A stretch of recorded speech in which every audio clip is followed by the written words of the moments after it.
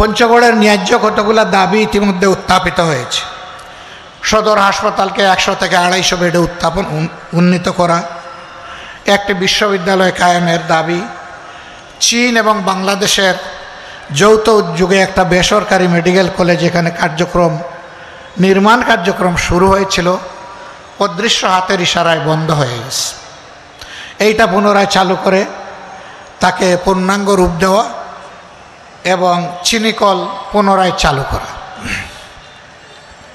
এসবগুলো দাবি ন্যায্য। তবে বিশ্ববিদ্যালয়ের ক্ষেত্রে আমার কথা আছে। পঞ্চগড় এখন কৃষিজ উৎপাদনে বাংলাদেশের একটা শীর্ষস্থানীয় জেলা। সকালবেলা অথবা বিকালবেলা কেউ যদি পঞ্চগড় শহরে ঢুকে দেখবে সারি সারি ভারী যানবাহন, সেইগুলা সবজি তরিতরকারি লোড করে যাওয়ার অপেক্ষায় আছে।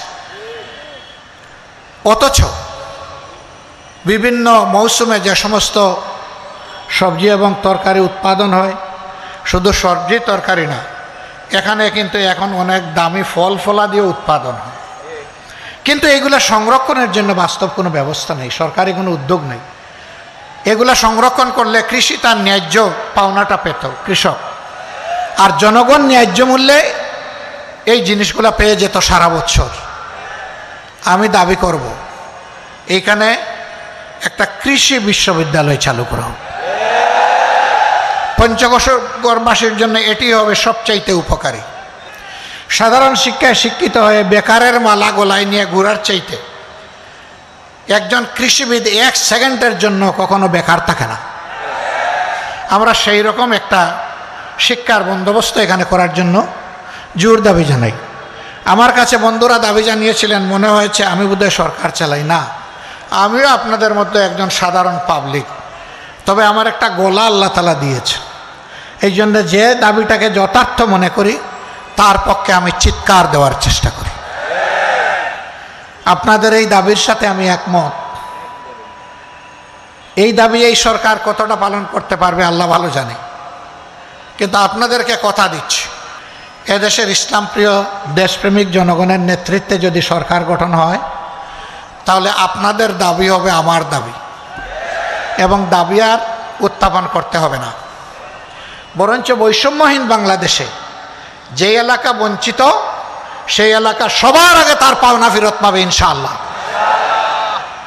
আর যে এলাকা পেয়ে গেছে তারাও বঞ্চিত হবে না, তারা পাবে তাদের ন্যায্য হিস্সা। কিন্তু আগে দেখা হবে বঞ্চিত এলাকাকে। আমি পঞ্চগড়কে এমনই একটা বঞ্চিত এলাকা মনে করি। বলছিলাম আজকের আমার আশাটা কিছুটা ইমোশনাল। ওই দীপুর কারণে, দীপুর মতো সে যারা মা বাপ হারিয়েছে তাদের কারণে। আমি তাদেরকে কথা দিয়েছিলাম, পঞ্চগড়ে আসলে আমি তোমাদের সামনে হাজির হব, তোমাদেরকে দেখার চেষ্টা করব। জেলে ছিলাম, এই ঘটনার পরেই সরকার আমাকে মেহেরবানি করে রাষ্ট্রীয় অতিথিশালায় পাঠিয়ে দিয়েছিল। 15 মাস জেলে ছিলাম, আমি এর ভিতরে আসতে পারিনি। জেল থেকে মুক্তি হয়ে 1.5 মাসের ভিতরে আমার সর্বপ্রথম সফর ছিল পঞ্চগড়ে, এবং সর্বপ্রথম আমি এই ভাই বোনদের সামনে এসে হাজির হয়েছিলাম।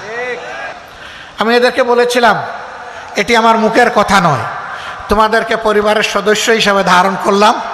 যতদিন বেঁচে থাকি সেই ফিলিংস নিয়ে আমি বেঁচে থাকবো ইনশাআল্লাহ। আজকে তারা যারা এখানে হাজির আছেন তাদেরকে একই বার্তা দিয়ে যাচ্ছি। আমরা বাংলাদেশকে একটা মানবিক বাংলাদেশ হিসাবে গড়ে তুলতে চাই। আমরা বাংলাদেশকে আর গডফাদারদের বাংলাদেশ দেখতে চাই না, গড মাদারদের বাংলাদেশও দেখতে চাই না, মাফিয়া তন্ত্রের বাংলাদেশ দেখতে চাই না, ফ্যাসিবাদের বাংলাদেশ দেখতে চাই না। 2006 সালের 28শে অক্টোবর থেকে 2024 সালের 5ই আগস্ট পর্যন্ত ফ্যাসিবাদীদের হাতে যারা জীবন দিয়েছেন, আমি তাদের সকলের প্রতি গভীর শ্রদ্ধা জ্ঞাপন করছি। সম্মানিত ভাইরা, আপনারা জানেন, বিশেষ করে 24 আন্দোলনে যারা জীবন দিয়েছেন, আমি এবং আমাদের প্রিয় দল প্রত্যেকটি শহীদ পরিবারে গিয়ে আমরা হাজির হয়েছি। তাদেরকে সান্ত্বনা দিয়েছি, তাদের জন্য দোয়া করেছি, তাদের কাছ থেকে দোয়া চেয়েছি। এরপরে যারা আহত পঙ্গু হয়েছিল আমরা এখন তাদের দুয়ারে দুয়ারে ঘুরি। এ সংখ্যাটা বিশাল, 34,000। এই মানুষগুলো সবার দুঃখ দূর করতে পারবো না, কিন্তু আমরা তাদেরকে বার্তা দিতে চাই, এই বেদনা এই কত তোমাদের নয়, তোমরা জাতির গর্বিত সন্তান, তোমরা জাতীয় বীর, আমরা আছি তোমাদের সাথে এবং আজীবন আমরা তোমাদের কাছে কৃতজ্ঞ। আমি যুবক ভাইদেরকে বার্তা দিতে চাই, আগামী দিনের বৈষম্যহীন, দুর্নীতি দুঃশাসন মুক্ত মানবিক বাংলাদেশ গড়ার জন্য তোমাদেরকে আরেকবার গর্জন করতে হবে, জেগে উঠতে হবে। আমিও তোমাদের সাথে থাকবো ইনশাল্লাহ।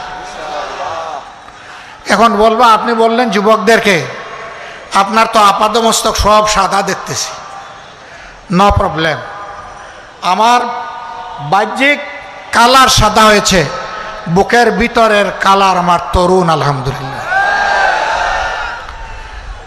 এবং সেই মানুষের মুক্তির মিছিলে আমি পিছনে থাকবো না ইনশাল্লাহ, আমি তোমাদের সামনে থাকব। আমাদেরকে কেউ কেউ মাঝে মাঝে এখনো ভয় দেখান ধিক্কার জন্য, তারা বলেন এই হলে ওই হলে আবার আপনাদের ফাঁসি হয়ে যাবে। আরে ভাই, কারে ফাঁসির ভয় দেখান? যারা শহীদ হওয়ার জন্য উন্মুখ, যারা পাগল, তাদেরকে ফাঁসির ভয় দেখান। এই ভয় করলে আমাদের নেতৃবৃন্দকে ফাঁসির কাস্টে দাঁড়াতে হতো না, পাতাটনের উপর দাঁড়াতে হতো না এবং ফাঁসির রশি গলায় নিতে হতো না। তারা হাসতে হাসতে ফাঁসির মঞ্চে গিয়েছে। সুতরাং আমাদেরকে ভাই ভয় দেখাবেন না কেউ। এই ভয়কে আল্লাহ যেন চিরদিন জয় করার তৌফিক আমাদেরকে দান করে।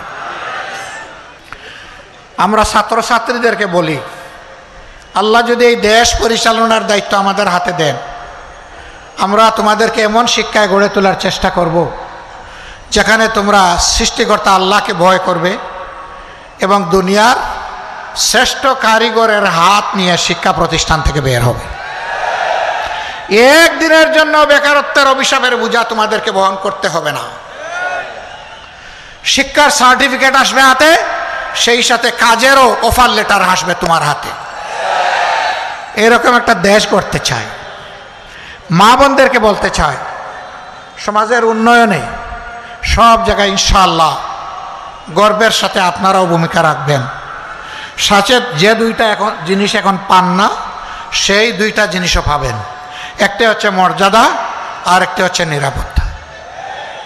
এই মর্যাদা এবং নিরাপত্তার সাথে আপনারা দেশের উন্নয়নে অবদান রাখবেন ইনশাআল্লাহ।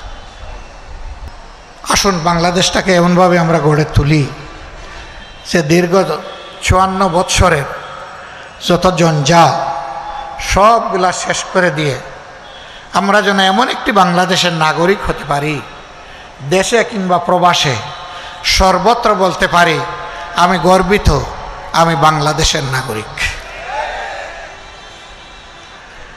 পঞ্চগড়বাসীর প্রতি আমার অনুরোধ, বাংলাদেশ জামাত ইসলামীকে যতক্ষণ ন্যায়ের উপর, মানবতার কল্যাণের উপর, সত্যের উপর দেখবেন, আমরা আপনাদের একটু ভালোবাসার কাঙ্গাল। একটু ভালোবাসা কি আপনাদের কাছে আশা করতে পারি? বড় দুর্বল কথা বললেন আপনারা। আমরা কি আশা করতে পারি? আলহামদুলিল্লাহ। ভালোবাসাই যখন দিবেন তখন একটু সমর্থন, একটু সহযোগিতা তো আপনাদের লাগবে। আপনাদেরকে আমরা পাশে চাইব দেশ গড়ার কাজে, আপনাদেরকে সাথে চাইব দেশ গড়ার কাজে, এবং আপনাদের বুকের বিছানায় একটু জায়গা চাইব আমরা। ওই জায়গাটা পেয়ে গেলে আমরা কথা দিচ্ছি ইনশাআল্লাহ মানবিক বাংলাদেশ আপনাদেরকেই সাথে নিয়ে আমরা গড়ে তুলব। আল্লাহ আমাদের সহায় হন। আল্লাহ হাফিজ। বাংলাদেশ জিন্দাবাদ। বাংলাদেশ জামাত ইসলামী জিন্দাবাদ। আসসালামু আলাইকুম ওয়া রাহমাতুল্লাহি ওয়া বারাকাতুহু।